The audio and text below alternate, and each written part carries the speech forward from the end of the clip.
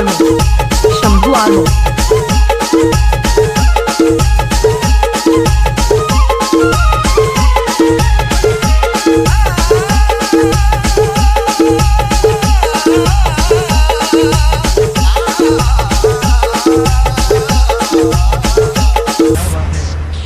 मुझे पता नहीं था इतने प्यार करने वाले यहाँ पर और इतने चोट खाए हुए यहाँ पर।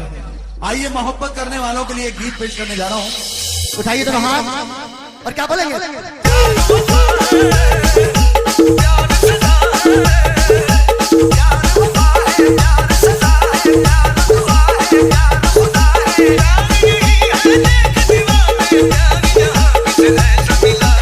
जिंदगी में सब कुछ करना लेकिन बेवफा लड़की से कभी मोहब्बत क्या करना है, नहीं करना है, क्योंकि लड़की जात बड़ी बेवफा होती है या नहीं दोस्तों? दिल से बताओ एक बार।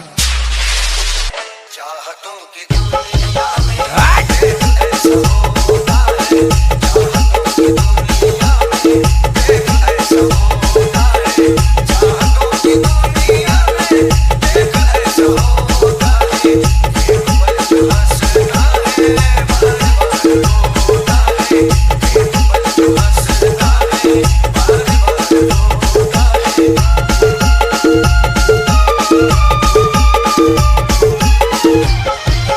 डीजे शंभू आर्नो, शंभू आर्नो।